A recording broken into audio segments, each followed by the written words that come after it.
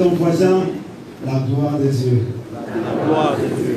Dis à ton voisin, la gloire de Dieu. La gloire de Dieu. Amen. Amen. Alléluia. Amen. Le Seigneur m'a dit expressément que nous quittons l'onction pour la gloire. Amen, amen.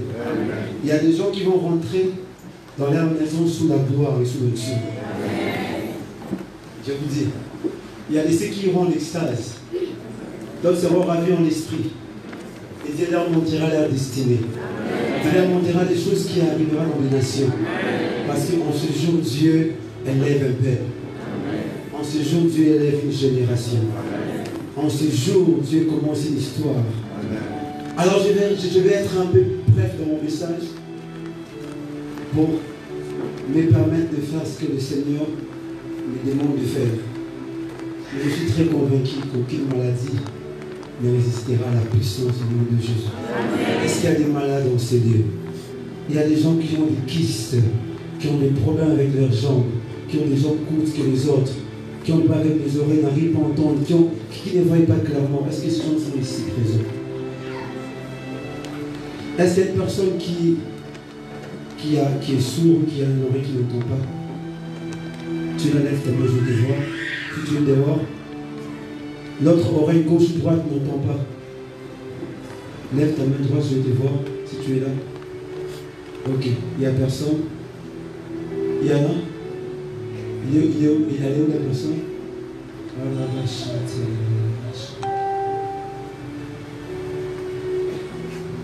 Venez mon frère. Vous n'entendez pas? De l'autre côté, ça fait combien de temps? Depuis longtemps. Donc, vous parlez la puissance du Seigneur. Donc, je vous donne une place. Mettez-vous là. Aujourd'hui, nous allons célébrer le Seigneur à cause de ce qu'il fait. Vous allez entendre clairement et Dieu le fera. Alors, au temps d'Hérode, les grands rois des Judée. Déjà ici, j'ai dit avant le petit service qu'on a eu, j'ai dit que je ne suis pas venu apporter une prédication mais un message. La différence qu'il y a entre une prédication et un message, c'est qu'une prédication vient d'un message. Mais un message est une vérité qui Dieu envoie à un peuple dans une saison précise et qui est l'objet de plusieurs prédications. Je réponds. Une prédication est un sermon. Amen, amen. Qui tient compte de l'homilétique, l'herméneutique, l'exégèse et autres. Et une prédication vient d'un message. Mais un message, c'est une vérité que Dieu envoie à un peuple. Amen, amen. Dans une saison précise pour ouvrir, pour commencer un mouvement. Ou apporter un réveil, apporter un changement. Amen, amen. Alléluia. Et l'église n'est pas bâtie sur une prédication. L'église est bâtie sur une vérité. L'église est bâtie sur un message. Et ce message, c'est le Christ. Le message, c'est la révélation que Dieu envoie dans une saison. Amen, amen. Que tout celui qui est prophétique doit enseigner. On peut être prédicateur et ne pas être messager. Mais on n'est jamais messager sans être prédicateur. Tout messager est un prédicateur, mais tout prédicateur n'est pas un messager. Quelqu'un est là? Quelqu'un est là? Alors, par la grâce de Dieu aujourd'hui, je viens apporter un message. Amen, amen. Une vérité que Dieu m'a donnée pour cette saison. Et je crois que cette vérité va ouvrir une saison, va ouvrir un mouvement pour cette église, mais aussi pour la ville de Lubumbashi. Amen, amen. Amen. Amen. Alléluia. Amen. Je le crois certainement. Alors, on parle du temps d'Hérode, le grand roi des Judée. Il est important avant de commencer de comprendre de savoir qui est Hérode. Amen, amen. Et ici, je parlerai d'Hérode. je parlerai de son temps, je parlerai de son royaume, de son règne, mais je le parlerai de manière historique et de manière prophétique. Amen, amen. Parce que un messager n'est pas un historien. Un messager est prophétique. Alléluia. Alors, de manière historique, Hérode est le roi romain qui a régné sur la Palestine, qui a régné sur Israël. Et Hérode était le père de... Hérode le Grand était le père de Hérode Antipas. Amen, amen. C'est le roi qui a régné avant et après la naissance de Jésus. C'est lui qui a fait tuer tous les enfants d'Israël mâles parce que le mage l'avait annoncé qu'il y avait un roi quelque part qui était né. Amen, amen. Et ce roi était son concurrent. Ce roi était venu selon la prophétie pour prendre son trône. Parce qu'il devait délivrer les enfants d'Israël qui étaient sous l'emprise de l'Empire romain. Amen, amen. Alors, Hérode est défini comme un roi grand. Pourquoi? Parce que Hérode a réussi à influencer son époque, à influencer plusieurs pays, plusieurs empires. Et Hérode a été aussi appelé grand parce que Hérode a réalisé et accompli beaucoup de choses pour la Palestine. Entre autres, Hérode a achevé les temples. Amen, amen. Hérode le Grand a achevé les temples. Mais aussi, Hérode a emmené son royaume, a emmené sa royauté à un niveau très élevé. Au point où les gens avaient peur de lui. Parce que son royaume était tellement puissant, tellement riche, qu'on ne devait que le respecter et le considérer comme un grand. Amen, amen. Amen. Alléluia. Amen. Mais Hérode a aussi construit la forteresse d'Antonia. Hérode a aussi construit le port et la ville de Césarée. Il a aussi construit la ville de Massad. Il a aussi construit la ville de l'Hérodien. Hérode a construit comme ça beaucoup de choses en Palestine durant son règne. Et c'est sur base de ça qu'Hérode fit appeler les grands, à cause de ses réalisations, mais aussi à cause de son caractère, car Hérode était un dictateur. Hérode tuait ses opposants.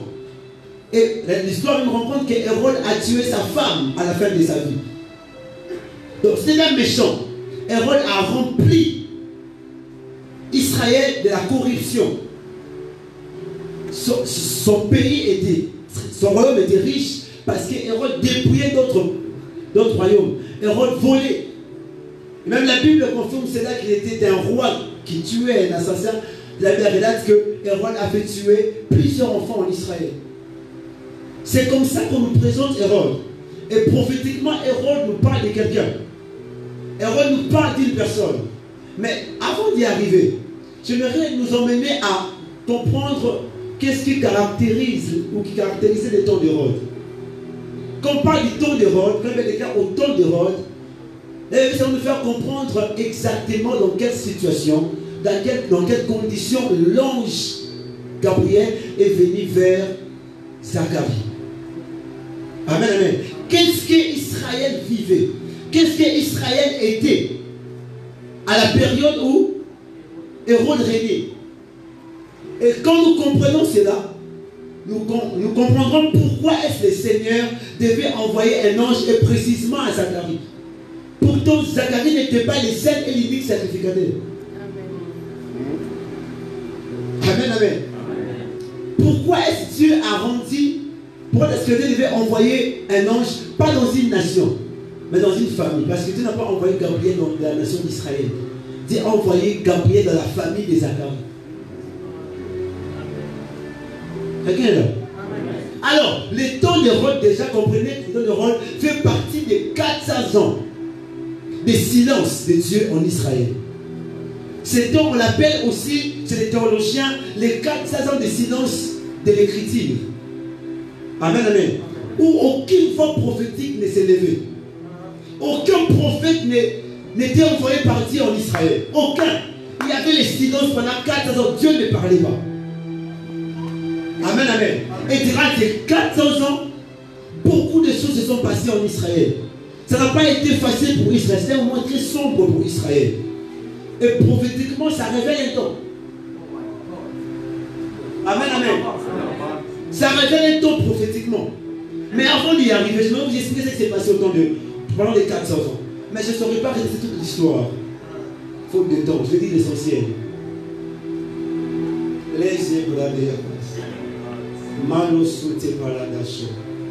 Ne me suis pas comme un pasteur. Suis-moi comme un prophète, s'il te plaît. N'attends pas une déclaration sur ton mariage. Je ne suis pas venu enlever les toiles d'araignée. Je suis venu écraser l'araignée. Amen. Amen. J'aime ce que dit le pasteur. J'aime ce que dit le pasteur Roland Gallo. Nous à Kinshasa, il y a des gens qui vendent des pains. Et quand tu achètes les pains, on te dit lis pas, et on se demande Amen, amen. Or Jésus n'est pas la moindre des vies. Jésus est le pain de vie. Ça veut dire pour avoir la moindre, il faut avoir le pain. Si Jésus est le pain de vie, et que la moindre est le par-dessus, alors Jésus dit, c'est lui qui a le royaume. Toutes ces choses qui seront données par. Donc, les mariages, les voyages, les amours. Les mariages, les voyages. Amen, amen. Donc, lorsque tu as Jésus, Mwamba Yao, tu as ton voisin Mwamba Ofele. Ainsi, j'ouvre une parenthèse pour prophétiser.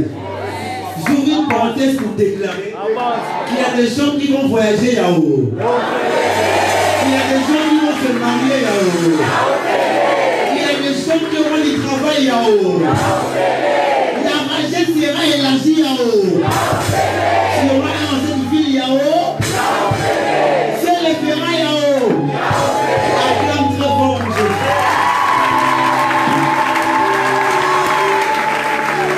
Alors je continue. Qu'est-ce qui se passe alors? Qu'est-ce qui se passe? Amen, amen. Alors, pendant ces 400 ans, il s'est passé beaucoup de choses. Je ne les saurais pas retracer. Mais lorsque vous lisez, je crois que je vais un peu effrauder l'eschatologie. Lorsque vous lisez Daniel, Daniel nous présente l'image de 4 empires qui doivent dominer Israël sur les statues qu'il a vues.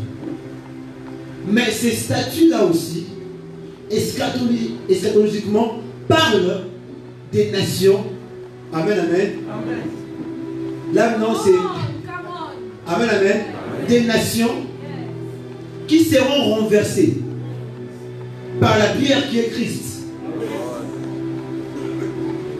Écoutez, tout ce qui est écrit dans l'Ancienne Alliance, avant d'avoir l'approche eschatologique, ça d'abord l'approche historique. Ça veut dire, n'allez pas interpréter la statue de Nebuchadnezzar directement de manière eschatologique sans comprendre l'histoire. Parce qu'il y a des choses que Daniel a annoncées qu'Israël a vécu. Mais c'est pas parce qu'Israël a vécu que ça n'a plus de sens aujourd'hui. Parce que dès que Christ est entré sur scène, Christ a sorti notre peuple qui vit dans cette alliance que le peuple ne connaissait pas. Les prophètes, tous les prophètes, je dis tous, de Moïse à Malachi, aucun d'entre eux ne connaissait l'Église. Je vous dis aucun. Aucun prophète dans la Bible n'a prophétisé sur l'Église. Le premier prophète a prophétisé sur l'Église, c'est Jésus lui-même. Il a dit, je bâtirai mon Église. C'est pour la toute première fois que l'on entend les mots écrits dans la bouche d'un prophète. Parce que Jésus a ouvert une brèche et un peuple est entré. Et ce peuple suit des prophéties qui appartiennent à Israël. Yes. Israël jouit aussi des prophéties qui nous appartiennent. La prière de notre Père, par exemple, est une prière donnée à l'Église, mais une prophétie pour Israël. Yes. Parce qu'il arrivera un moment où Israël devra faire la prière de notre Père pour ouvrir les milléniums. Il devra dire notre Père qui est aux cieux. Parce que Israël est aussi le fils de Dieu. Il devra dire notre Père qui est aux cieux. Que ton nom soit sanctifié. Que ton règne vienne. Là, Israël fera appel au millénium, au règne de Dieu, où Jésus viendra poser ses pieds sur le mont des Oliviers. Et les dragons seront enchaînés.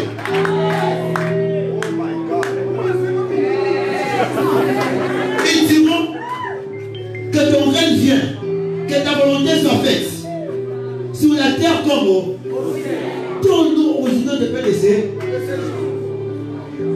Pourquoi? Parce que là, Israël sera en train de prier face à la persécution de l'Antichrist. Quelqu'un peut dire avance.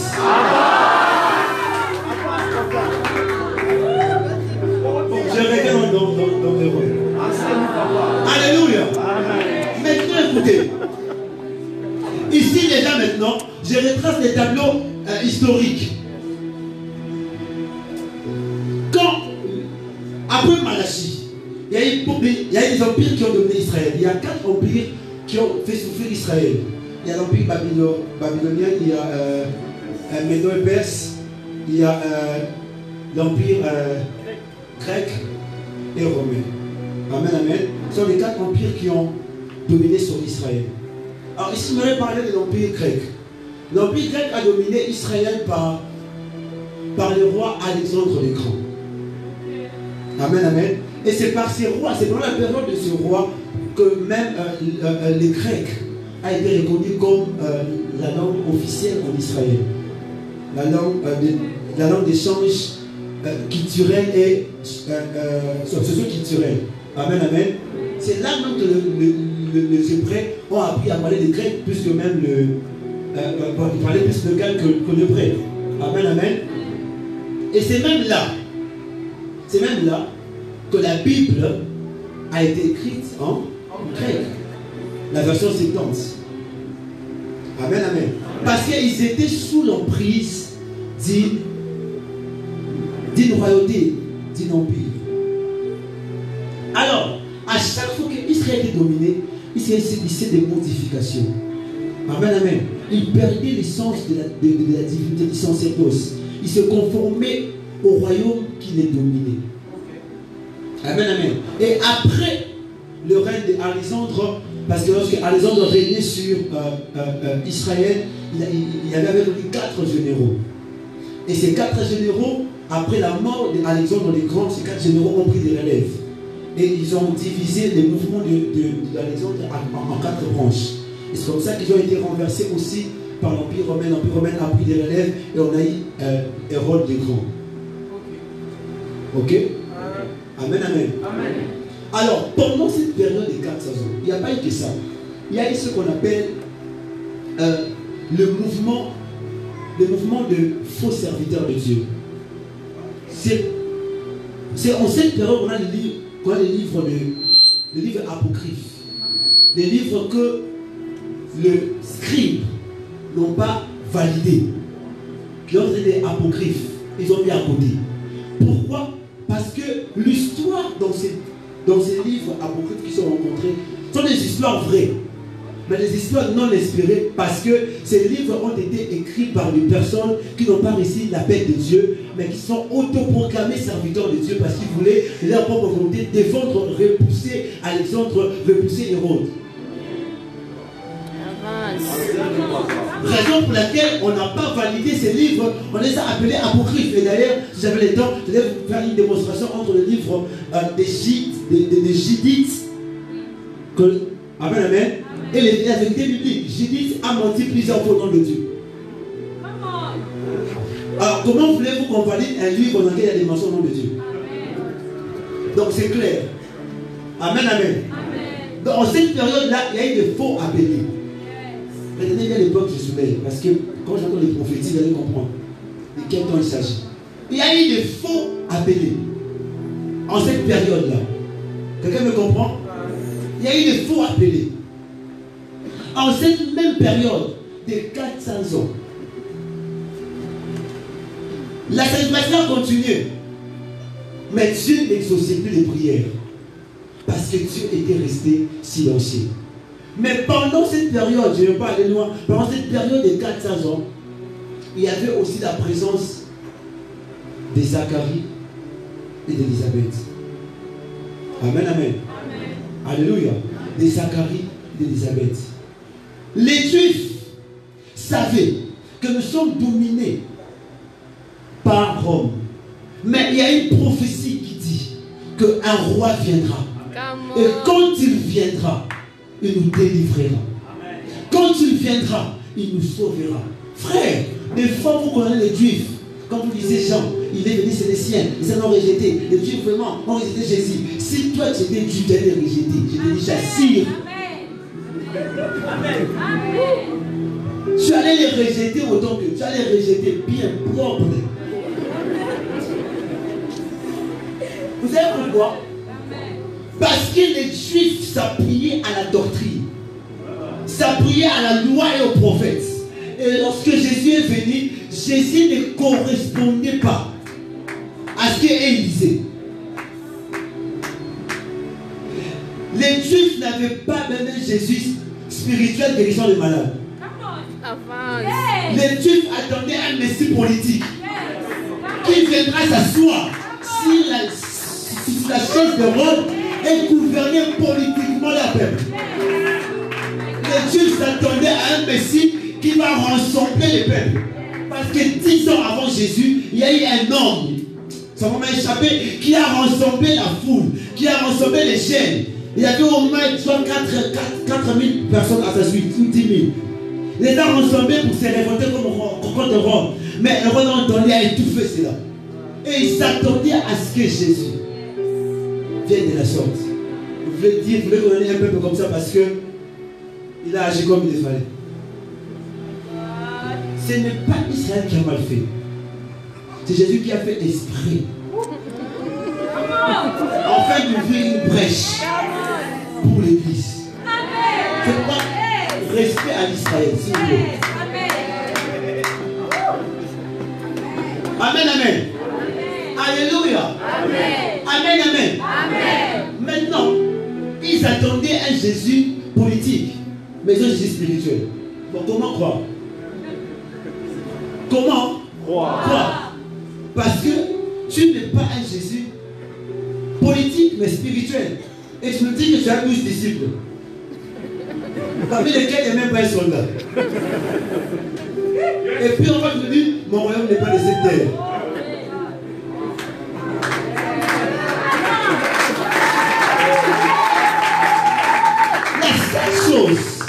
La seule chose pour laquelle je peux condamner les Israélites, bon, pas la condamner, mais donner une petite faute, c'est parce qu'ils n'ont pas été prophétiques. Parce qu'il fallait un peuple prophétique pour faire la lecture du temps. Parce que Jésus est venu en deux temps. Seigneur, où est-ce que je vais? Jésus est venu à deux temps. Jésus est venu dans un temps, ouvrir un temps spirituel qui a mis fin à un temps physique. Amen.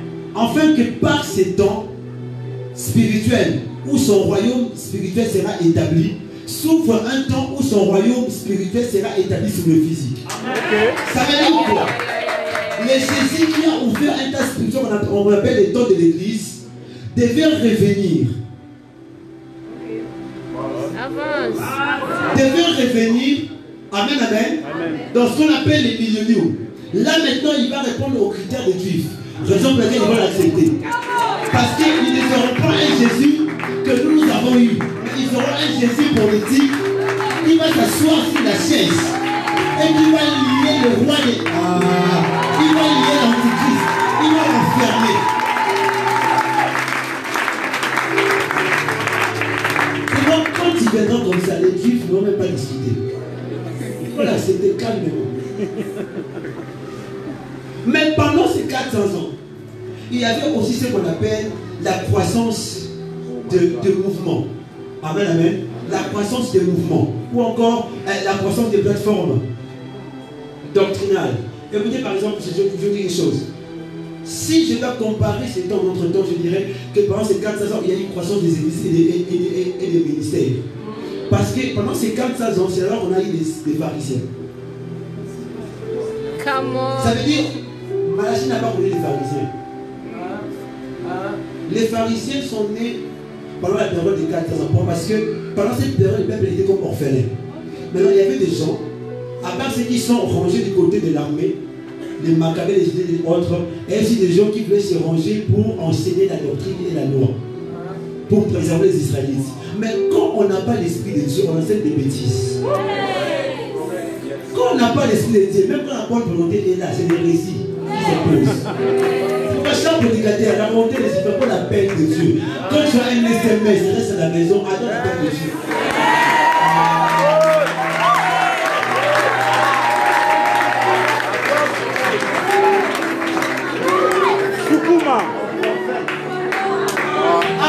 Je vous dis, parfois aussi Dieu nous pipe.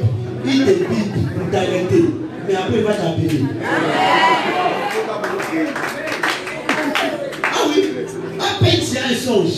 À peine tu es prophète. Non, non. On te laisse que tu as la peine. C'est un pipe. Maintenant commence à déguiser. L'orateur l'a dit. Entre la peine et les services, c'est ce qu'on appelle ton déguisement. Il faut qu'on déguise, il faut qu'on détaille. Dites Amen. Ces gens avaient la bonne volonté. Amen, amen. Quand j'ai une convention, j'ai une conférence. Donc je vais ils avaient la bonne volonté. Mais ils n'avaient pas la peine. Et c'est comme ça qu'on a eu des pharisiens, des sanédrins, on a eu des Essiens, des Zélotes, des Hérodiens. Amen, amen. Tous ces mouvements. Et chacun avait sa croyance. Quand Jésus est venu, Jésus a commencé par retracer. Jésus, il n'est pas avec ces gens. Pourquoi? Jésus n'a même pas touché à l'armée romaine. Mais Jésus, comme s'il avait un problème avec les pharisiens. Pourquoi? Parce qu'il était venu régler un problème spirituel. Et c'était eux qui étaient à la base. Parce qu'il devait il a frappé sérieusement. On a eu la croissance des mouvements. Il faut que j'établisse des bases. Je suis tout dans mon thème. Ne vous en faites pas. Je suis dans mon thème. Amen, amen. Il a commencé à frapper sérieusement tous ces mouvements. Les uns ne croyaient pas aux anges, les uns croyaient aux anges, ils ne croyaient pas à la puissance, il y avait beaucoup de choses. Amen, amen. Il y avait des zélotes. C'est comme la Mouka de cette époque, les zélotes, les opposants. Simon était zélote, des hommes brutales. Parce qu'il était contre les Romains. Mais il y avait aussi les Hérodiens. Anne, qui était dans la ceinture de Jésus. C'était une Hérodienne. Amen, amen. L'étonnant d'Hérode. Donc Jésus a pris un zélote et il a pris une Hérodienne pour dire je suis ni pour la position, ni pour la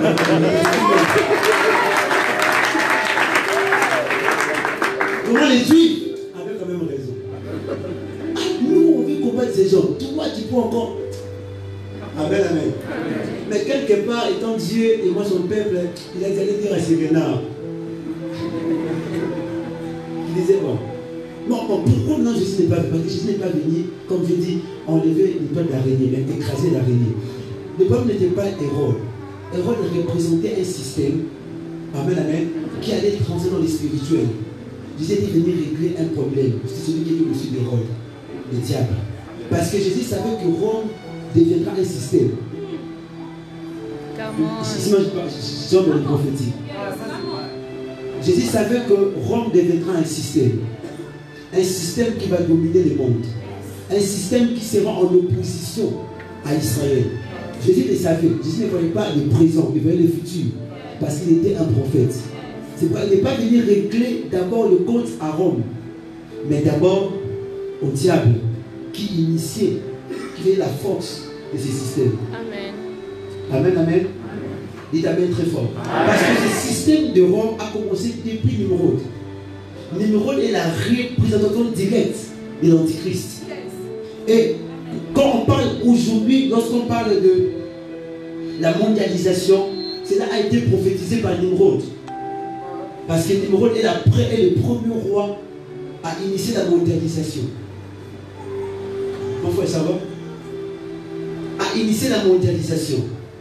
Tu connais tes cas? Ok. Pour initier la mondialisation. Alléluia. Et Jésus était venu pour briser ces systèmes et établir un peuple qui allait empêcher la croissance de ces systèmes. Alors, je vais être dans le prophétique. Après toutes ces choses, retenez qu'il y avait un peuple. Israël était dérouté. Israël était désespéré. Israël s'est conformé à la manière des Romains. Mais Dieu avait toujours les regards sur Israël.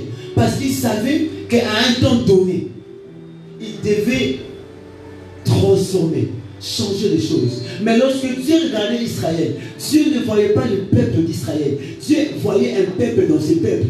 Amen. Parce que dans chaque génération, Dieu a vu ce qu'on appelle les restes. Amen. Les restes fidèles. Ce sont des hommes et des femmes que Dieu préserve. Parce que par eux, Dieu va commencer un mouvement de restauration. Amen. Dites Amen très fort. Amen. Dans chaque famille, il y a toujours une personne que Dieu choisit comme un reste. Amen. Parce que Dieu fera de lui un agent de restauration et de rétablissement. Amen. Tout le monde dans une famille ne sera pas bandit, ne sera pas pauvre. Il y aura toujours des rescapés, des gens que Dieu prendra, mettra à part, afin que par eux, afin que par eux, que la famille soit restaurée. Ainsi, en ces temps-là, en Israël, le reste fidèle était Zacharie et Élisabeth. Raison pour laquelle la Bible signale que ces hommes étaient justes, intègres et craignant Dieu. C'est pas vrai qu'on fixe cela pour montrer qu'ils étaient différents des autres. Amen. Amen. Et Dieu savait, c'est vrai qu'Israël est perdu, mais il y a un peuple dans ces peuples. Et quand vous regardez Israël, Dieu voyait. Et Dieu voyait Zacharie, Dieu voyait Élisabeth. Est-ce que je peux voir dans les prophétiquement? Alors, Hérode prophétiquement est l'image de prince de ce monde. Hérode prophétiquement est l'image de prince de ce monde. Écoutez-moi. Le diable a un temps. Mais le diable n'établit pas un temps. Le diable est soumis au temps de Dieu. Et Dieu a des temps. Ok. Enseigne-nous, papa. Dieu a des temps. Dieu a un temps humain et un temps divin. Ça veut dire quoi? Le temps humain de Dieu est composé de 24 heures. Ça veut dire le temps humain de Dieu, pour que ça fasse un jour, il faut que ça fasse. Mais dans le temps divin de Dieu, 1000 ans est égal, un jour est égal à 1000 ans. Pour qu'il fasse un jour, il faut qu'il fasse combien? Ça, c'est le temps de Dieu. Et c'est le temps sur lequel le diable est soumis. Le diable n'est pas soumis à 24 heures. Le diable est soumis à 1000 ans. Raison pour laquelle on parle des millénaires qui vient mettre fin à son règne. Parce que c'est le temps qu'il faut. Et c'est après 1000 ans qu'il sera jeté dans la géhenne. Et c'est le temps sur lequel il est soumis. Maintenant, au ciel, il y a un temps. Le ciel n'est pas l'éternité. Amen. Au ciel, il y a un temps. Et sur la terre, il y a un temps. Sur la terre, le temps, c'est 24 heures. Au ciel, le temps, c'est 1000 ans. Maintenant, Dieu n'est pas dans le temps. Dieu est sur le temps. Donc, Dieu est éternel. Dieu n'est pas dans l'éternité. Dieu est l'éternité. Amen. Ça veut dire Dieu commence par être l'éternité avant d'être l'éternité comme le lieu. C'est pourquoi on a la vie éternelle en Christ. Amen. Parce que celui qui veut avoir la vie éternelle doit entrer dans l'éternité. Et l'éternité, c'est une personne. C'est Christ. Et dans l'éternité, il n'y a pas deux personnes, il y a une seule personne, Dieu. Et dans l'éternité, Dieu n'a pas d'attribut. Il n'est ni Jéhovah Rapha, ni Jéhovah Jireh, ni Sabaoth. il devient tout ça dans le temps. Amen. Parce que dans l'éternité, il n'y a pas de manifestation. Dans l'éternité, il y a l'être. Dieu commence par se manifester lorsqu'il quitte l'éternité pour le temps. Amen. Raison pour laquelle chaque fois où on parle des attributs de Dieu, on ne parle pas dans le temps. Abraham dit je vais gérer. Pourquoi? Parce que Dieu s'est révélé en lui. Où c'est? Dans le temps. On est là. Quelqu'un là? Dites avance prophète. Avance, prophète. Dites avance prophète. Avance, prophète. Maintenant Hérode, dans son temps, j'ai dit qu'Hérode c'est l'image de l'Antichrist.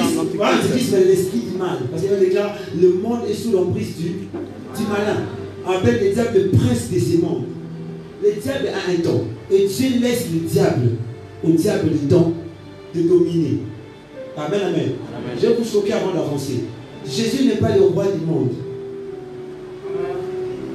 Ça, c'est Je vrai. le dis bien. Jésus ne règne pas sur le monde. Amen. Jésus, notre Jésus. Jésus ne règne pas sur le monde. Jésus règne sur l'église. Jésus est le roi de l'église. C'est le diable qui règne sur le monde. Le royaume de Jésus n'est pas encore terrestre. Le royaume de Jésus est spirituel. Et ce royaume est composé actuellement de l'église, des anges et d'Israël.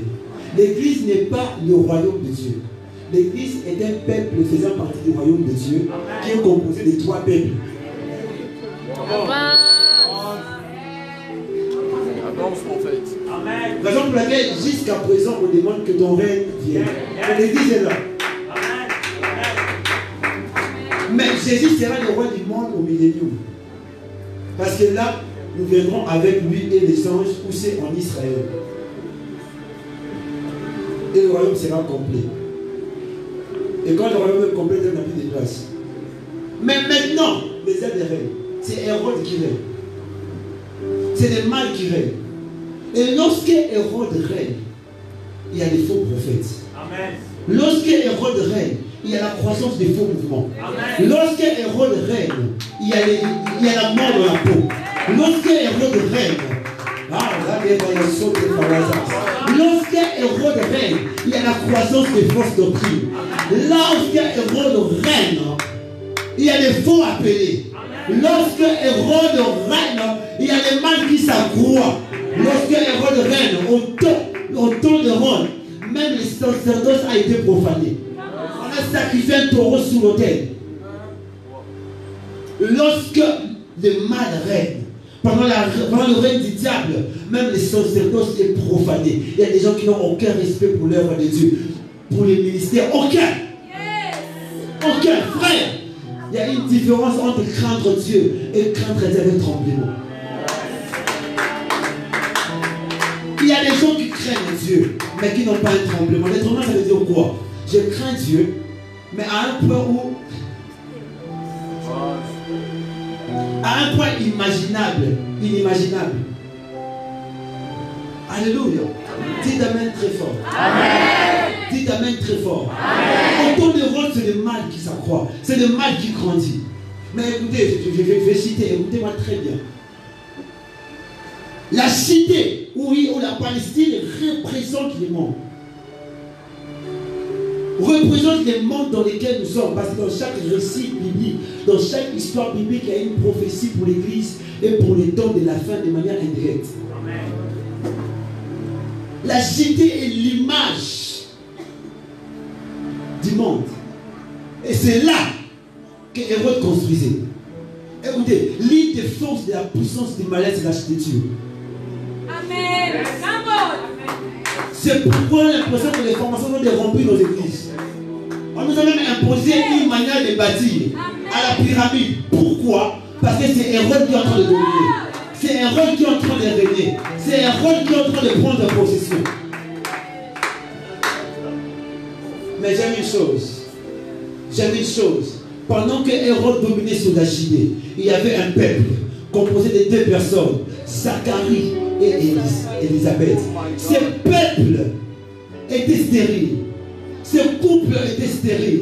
Mais pourquoi Zacharie était stérile? Pourquoi Élisabeth était stérile? Pas parce qu'un oncle les avait envoûtés, mais parce qu'ils étaient prophétiques inconsciemment. Parce qu'ils étaient prophétiques inconsciemment. Ce n'est pas Élisabeth qui s'est rendue stérile parce qu'elle a avorté, mais c'est Dieu qui l'a rendue stérile. Parce qu'il savait que par Élisabeth devait venir un mouvement qui allait ouvrir une saison.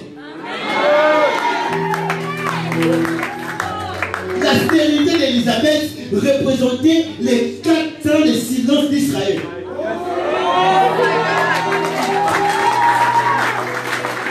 Lorsqu'on dit qu'Israël était, si Dieu était silencieux, non, Israël était improductif, Israël était stérile. Amen. Et il y avait un peuple, un couple qui représentait prophétiquement la stérilité d'Israël. Écoutez, cela a été ainsi depuis Anne. Oh my God. Anne était stérile. Pas parce qu'on l'avait envoûtée, mais parce que Dieu l'avait rendue prophétique. Afin qu'elle représente la stérilité d'Israël. Car la Bible déclare au temps de Anne, il n'y avait plus de paroles de Dieu, plus de prophètes.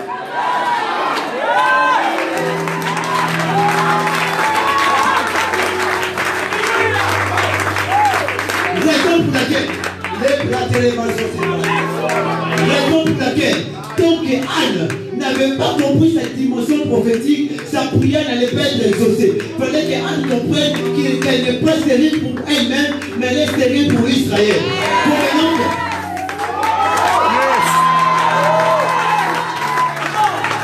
Il faut maintenant qu'elle dise, Seigneur, je comprends que tu m'as rendu prophétique pour ce peuple. Alors, l'enfant que tu me donneras, je donnerai à ce peuple. Afin d'arrêter la stérilité. Les soya palamaso. Les briques et les gaillons sautés. Écoutez-moi très bien. À chaque fois que Dieu veut commencer un mouvement dans une vie, Dieu envoie la stérilité. Come on, come on, Oui, Dieu envoie la stérilité. À chaque fois que Dieu vient envoyer un mouvement prophétique, Dieu impose la stérilité. Il y a beaucoup de silences dans la Bible, mais je prends 3. Qui c'est le premier, c'est les 400 ans des enfants d'Israël en Égypte. Oh my God.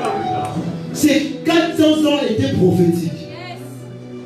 Avance, avance.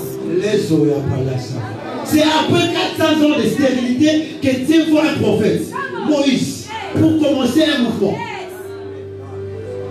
Léa va la sauter. Après, il y a Anne. Et après, il y a Élisabeth.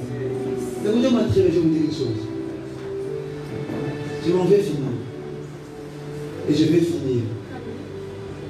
Là, il y a cité par la Élisabeth représentait Israël.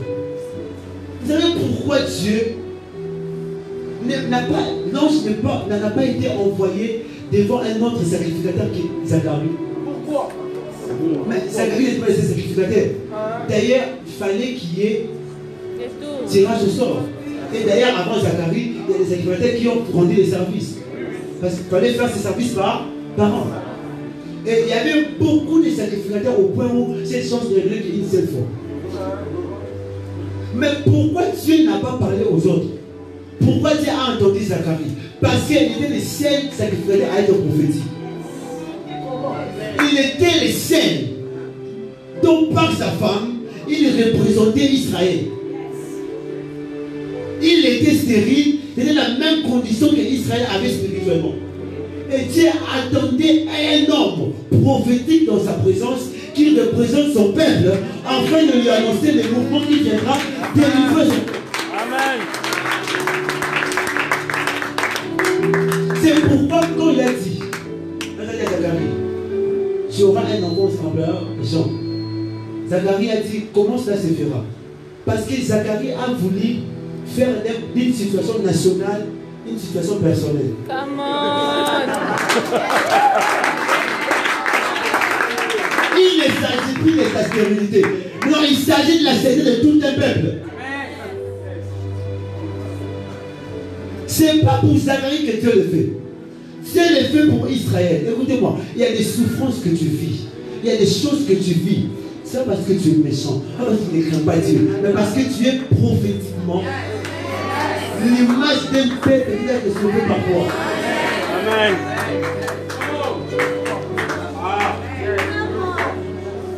Vous avez dit ici le désert de Moïse, ce n'était pas son désert. Quand tu vois Moïse traverser le désert, sois prophétique pour dire que sûrement c'est parce qu'il est appelé à conduire un peuple de là.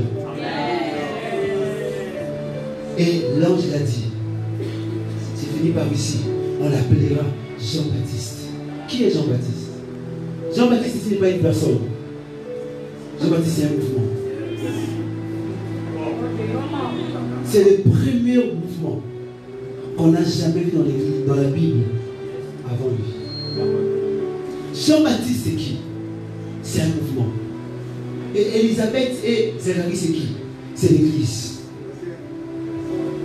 Parce que l'Église se trouve dans un monde stérile. Et bien là, la nature soupire après la manifestation des fils de Dieu. Parce que la nature pleure de sa stérilité. La nature pleure de sa stérilité. Le monde est dominé par les diables, mais le monde espère en l'Église. Parce que l'Église est l'unique et le seul mouvement de Dieu pour sauver l'humanité. Après l'Église, il n'y aura plus d'autres mouvements.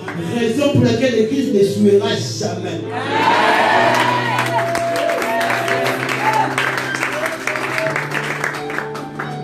Alléluia. Israël est le peuple égoïste de Dieu.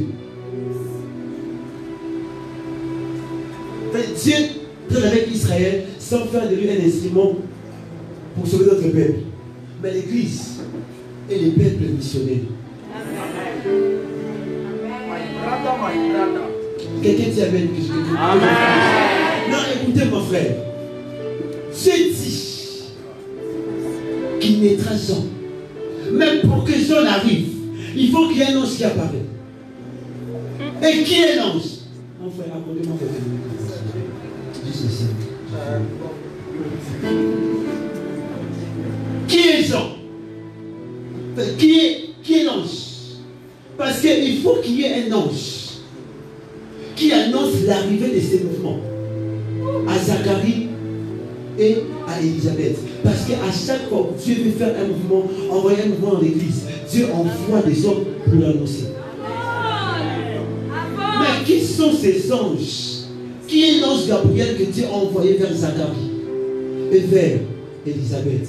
Écoutez-moi très bien. Ne confondez pas les anges et les anges. Il y a des anges et il y a des anges. Il y a des anges qui habitent le ciel et il y a des anges qui habitent la terre. Il y a des anges qui sont habillés en fin lin, mais il y a des anges qui sont habillés en veste et en cravate. Qui mangent des foufous de maman Marlène, qui boivent le thé de maman Marlène. Faites attention.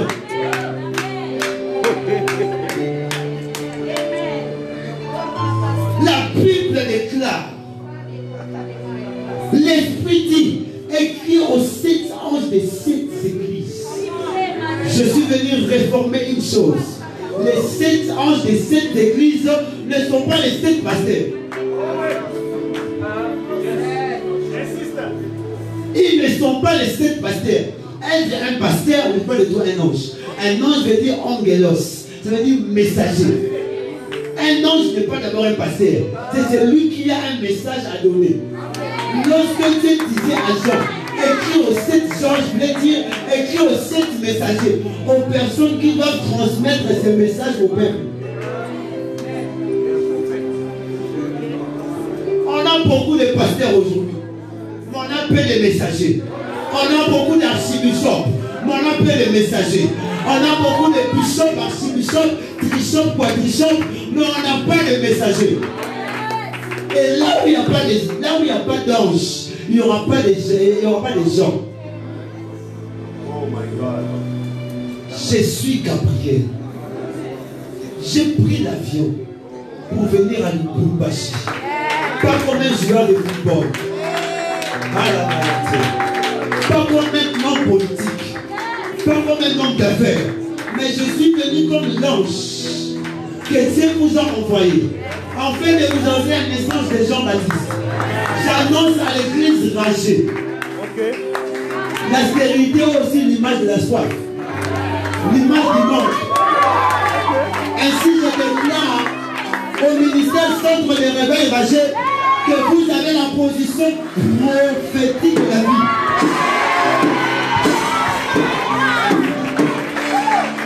Vous avez la position prophétique de la vie. Et ainsi, je viens comme l'ange pour vous annoncer que c'est par vous que Dieu passe l'appellation de l'Évangile. C'est par vous que Dieu passe pour commencer un mouvement qui va enflammer cette ville. Je suis en train de voir les principautés de Lubumbashi tomber. Je vois les principautés de Lubumbashi tomber. Je vois les principautés de Lubumbashi tomber. Parce que Dieu passe par Zacharie et par Marie afin qu'ils enfantent. Qui est Jean? Qui est Jean? Qui est Jean? Jean est le prophète évangéliste. Chose qui n'a jamais dans la Bible. Jean est le prophète évangéliste. Le premier personne à exercer le ministère évangélique dans la Bible, c'est Jean. Mais on dit un évangéliste qui marchera dans l'esprit du prophète. Pourquoi? Parce qu'il y a une liaison, un lien entre l'évangélique et le prophétique. Et le mouvement que Dieu veut envoyer, parce que Jean était envoyé pour préparer la venue du Messie. Et en ces temps, Dieu envoie un mouvement dans l'église afin de préparer le retour de son fils. Mais ce mouvement est un mouvement prophético-évangélique.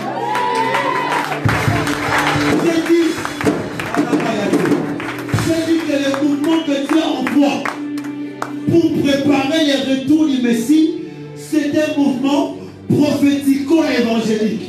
Ça veut dire quoi? Ça veut dire nous sommes arrivés au temps où les évangélisateurs seront des voyants.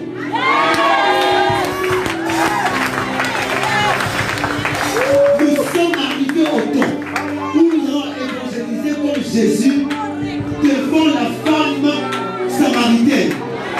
Je te parle de Jésus, mais je te dis que tu as Sainte Marie. Et celui que tu as là n'est pas ton mari.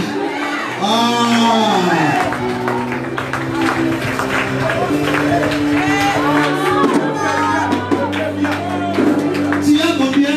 Sainte Marie. Et celui que tu as là n'est pas ton mari. Ça c'est le prophétique. Ça c'est l'évangélique, le prophétique. Non, ce n'est pas l'évangélique. Si le sixième mari n'est pas ton mari, or le chiffre 6 c'est le chiffre de l'homme. Donc qui est ton mari? C'est le septième. Si tu as 6 maris et tous seront ton mari, donc cherche qui? Cherche les septièmes. Or le septième homme c'est Jésus. Les chiffres, c'est le chiffre de Dieu. Ça c'est l'évangélique. Je suis en train de prophétiser que le temps arrive.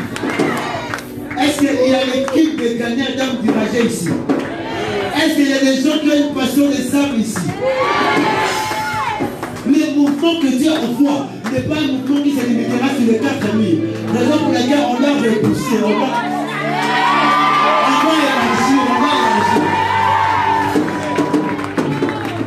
Prophète, ainsi me parle l'Éternel, ainsi me parle Dieu.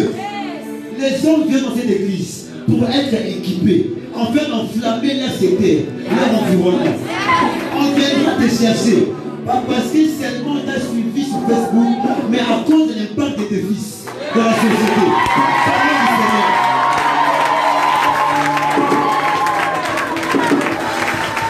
Jean-Baptiste, on le reçoit dans les temples. Jean-Baptiste, on le reçoit où dans les temples. C'est l'enfant des sacrificateurs, mais il n'exerce pas son ministère dans les temples, mais au désert. Parce que Jean-Baptiste n'est pas le mouvement qui se règle à l'église, mais un mouvement de place publique. Ainsi, je déclare Que Dieu élève des hommes et des femmes. Dieu élève des hommes et des femmes qui se tiendront sur le marché, qui prêcheront l'évangile, mais qui seront aussi dans les voies en esprit, en train de prophétiser, en train de prophétiser, au nom puissant de Jésus. Je prophétise sur toi, le temps arrive. Tu vas lui déclarer ces paroles sur lui. Le temps arrive. Le temps arrive. Il sera en train de marcher. Pour quitter ta maison jusqu'à l'église, tu aurais prophétisé pour tout le monde. Et en entrant ici, tu ramèneras un foule. Tu ramèneras une foule. Je me dis qu'il te donne l'option pour opérer sur les places publiques. Et tu me dis à ton prophétique, tu attaches la guérison et la délivrance.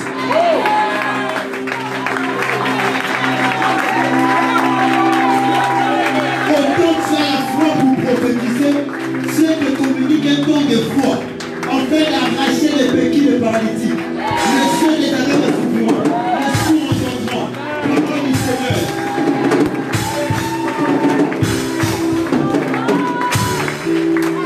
Nous pour Pachi, je prophétise, qui s'élève des prophètes évangélistes, des évangélistes des prophètes. La vie sera saturée. L'heure vient où le vrai usage du prophétique s'effectuera dans une place publique. On aura peu de conférences prophétiques.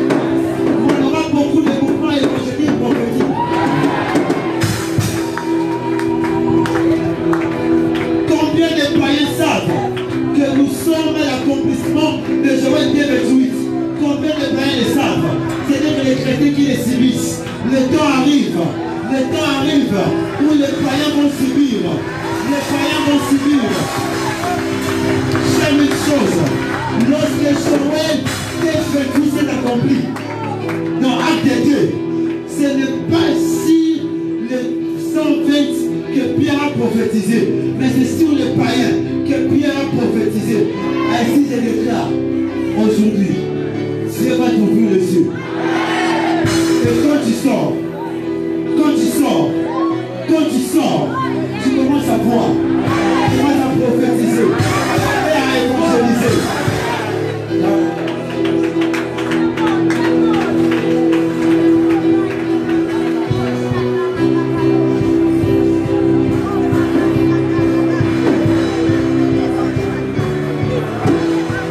Je vais m'arrêter par là. Tout honneur. Maintenant là, je suis en train de voir dans mon esprit.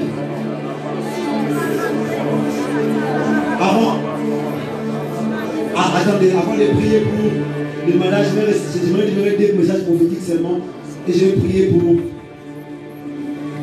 faire une prière d'affectation. Dieu m'a dit qu'aujourd'hui il veut réveiller les ministères dans les beaucoup. Déjà le Seigneur. Avant ça, je vais donner quelques messages. Pourquoi lève tes mains? Viens, donne-moi un micro.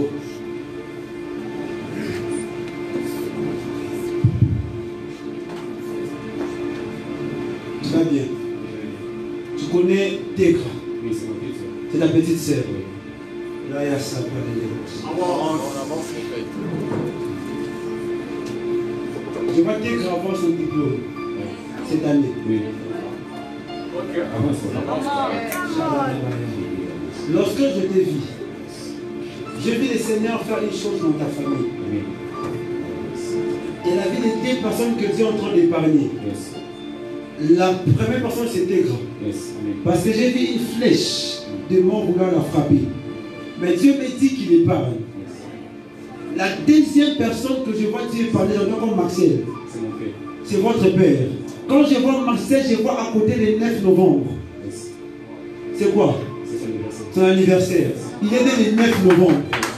Dieu me dit qu'il est en train d'épargner la vie de Marcel. De Marcel. Mais quand Dieu me dit cela, je suis en train de voir une femme à côté de Marcel. J'entends le nom de Louise. C'est votre maman.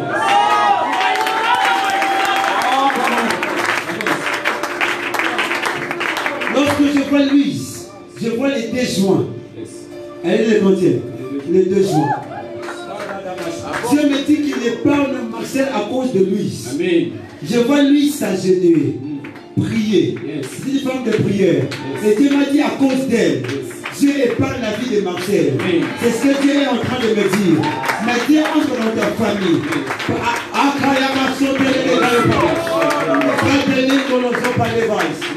Dieu entre dans ta famille. Je suis en train de voir une délivrance que Dieu accorde. Je vois un système comme qui retient les gens à faire les places. Les gens qui ont la grâce d'avoir des opportunités, mais qui n'arrivent pas à aller loin dans cela. C'est bon de voir. Et Dieu est en train de me dire qu'il prie cela. Et Dieu commence à élever les gens dans ta famille. Je suis en train de voir Dieu élever les gens. Mais pour que tu vois que c'est Dieu qui est en train de me parler.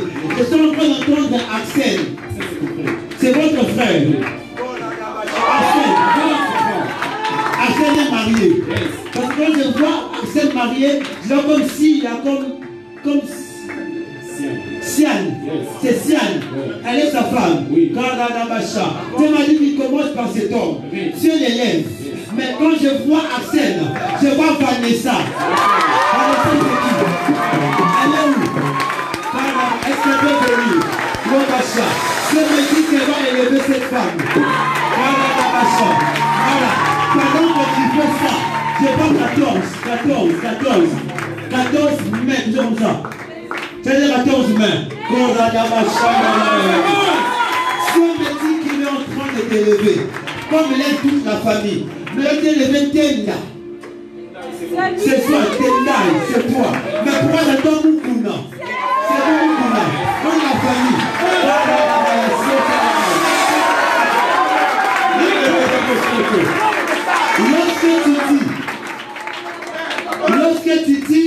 Lorsque tu dis que nous connaissons le nom de famille, j'entends comme j'ai un petit garçon. Je vois Michael. Oui, c'est mon neveu. Voilà, votre neveu. Je vois Michael, elle est tenue par la main. Et quand je vois cet homme,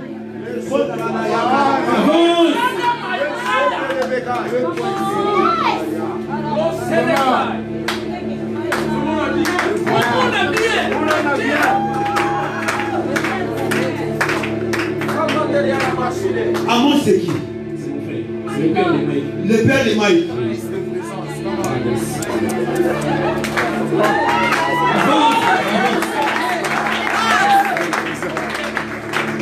Ainsi me parle l'Éternel. J'ai vu votre famille. Vous êtes nés plus de femmes que des hommes. Dieu me dit qu'il a vu votre famille. Et il restaure votre famille. Et Dieu vous élève. Parole du Seigneur.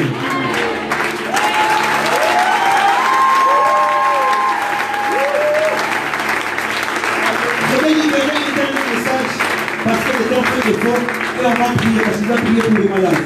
Quand tu fais, ma soeur, quand vous faites ça, vous pouvez avancer.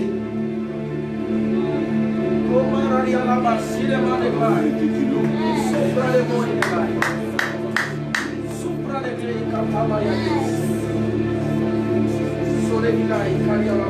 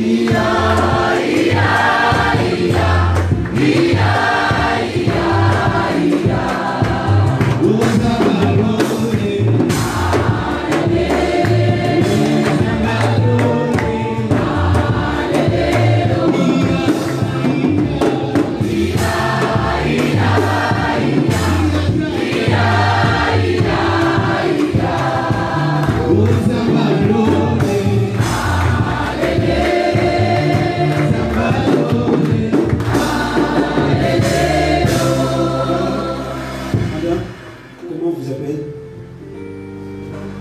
Vous appelez Olga.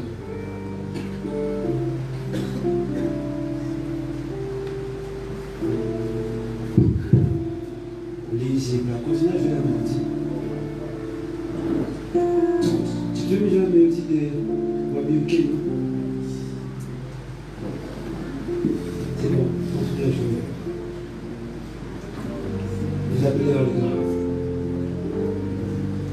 Vous avez un lien avec une personne dont le nom commence par H, comme Amis. C'est qui? Vous pouvez venir, mon papa, venez s'il vous plaît.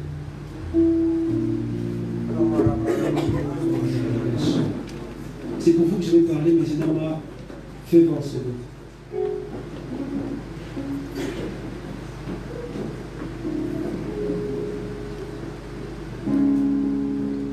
Ami, c'est votre nom de famille.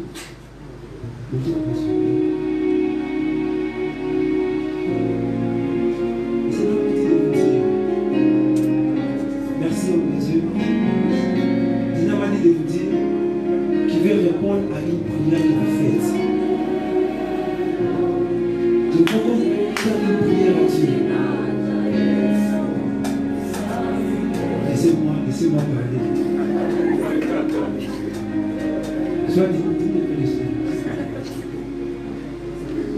Dieu me dit, il veut répondre à une prière que nous venons de faire.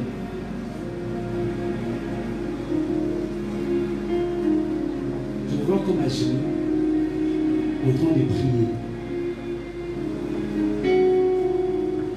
Votre chambre est peinte en blanc. Ok. Je me vois comme en train de prier. Mais quand je vois prier, je vois comme un enfant. Prier pour un enfant.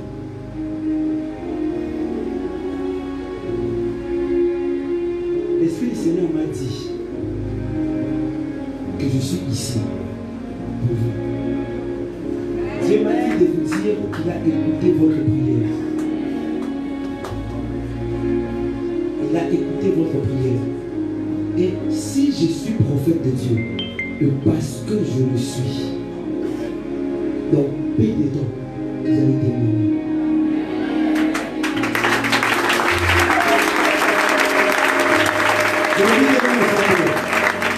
Vous allez témoigner. Mais à part ça, c'est déjà réglé. Vous avez déjà fait. Et vous allez voir si là ça s'accomplit dans très peu de temps. Et Dieu m'a dit à part cela, Dieu m'a dit papa, ici, Dieu va vous bénir scandaleusement. Vous travaillez? Dieu vous bénit scandaleusement. Mais je ne vois pas un homme qui va travailler sous l'autorité des gens pendant longtemps. Je me vois comme un entrepreneur, un investisseur. C'est ce que vous faites. Et Dieu m'a dit qu'il va vous bénir. Et il rendra votre nom dans cette ville, mais aussi dans ce pays. Et je vous vois travailler en collaboration des Américains. Des grands investissements. Ça vous dit quelque chose? Ok. Dieu m'a dit qu'il va vous mettre en contact avec plusieurs investisseurs de plusieurs pays. Et Dieu m'a dit qu'il vous ouvre les portes de la présidence.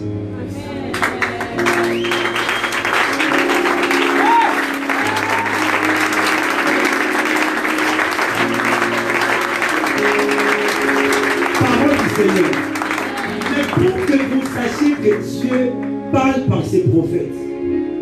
Maman, levez-vous. Levez-vous s'il vous plaît. Pour que vous sachiez que Dieu parle par ses prophètes. Maman, quand je suis en train de vous voir, moi j'ai vu l'entrepreneur, mais vous j'ai vu comme une femme qui joue plusieurs rôles dans la vie. Mais je vois comme quelque chose comme origine. C'est ce que vous faites. C'est ce que vous faites. Ma fille dit c'est qui? C'est vous ma fille. Tu es un voyant. Dieu m'a dit de vous dire, autant il élève votre mari, autant il vous élève. Et il vous ouvre plusieurs portes. Parce que ce que Dieu est en train de faire, il est fait pour vous. Parole du Seigneur. Le 5 février, mon anniversaire, Dieu m'a dit qu'il vous bénit, qu'il va beaucoup vous bénir. Il va élever votre entreprise. C'est comme une entreprise qui prend soin des corps des gens. Je vois dans ça la nutrition, comme de la beauté, mais aussi dans le management, dans le coaching. C'est le de voir. Dieu me dit ceci. Oh là là, là j'aperçois un numéro de téléphone. Vous avez un photogramme?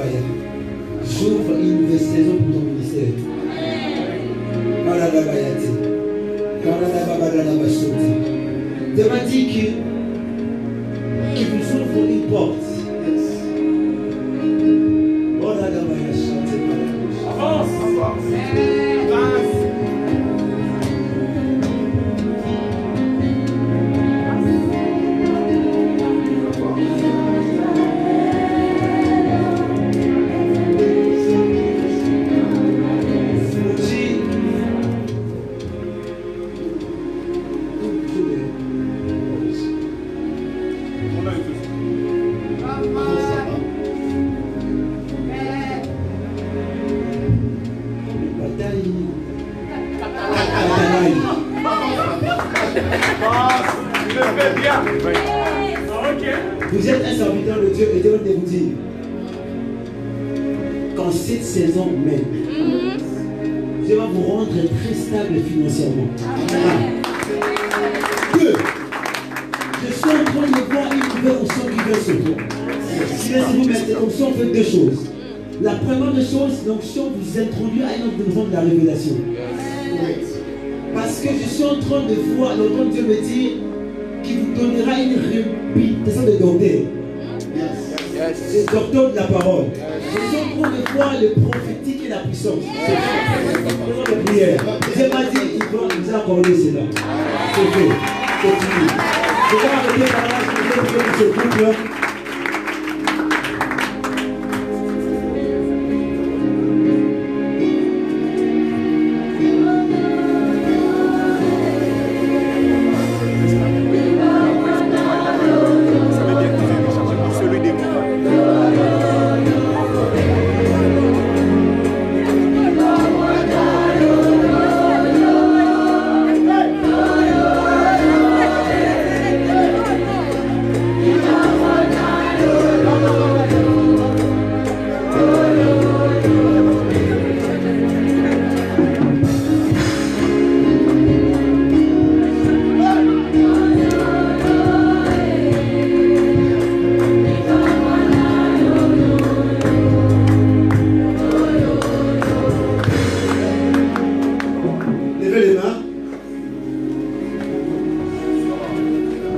Maintenant, je vais faire mon dernier service. Un service d'affectation et de guérison. Levez les mains.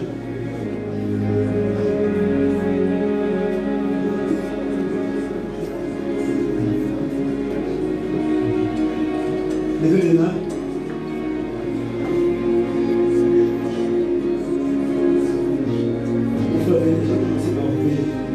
Attendez, avant de libérer l'onction. C'est cette oreille qui n'entend pas. Ça fait beaucoup de temps. Mon Dieu.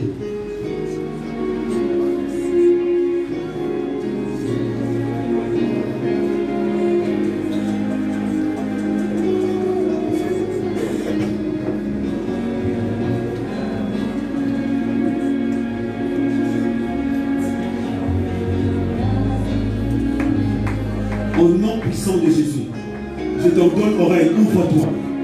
Ouvre-toi. Ouvre-toi. Au nom de Jésus. Et qu'il entende correctement. Au nom de Jésus. Ouvre-toi. Ouvre-toi. Ouvre-toi. Au nom de Jésus. Amen.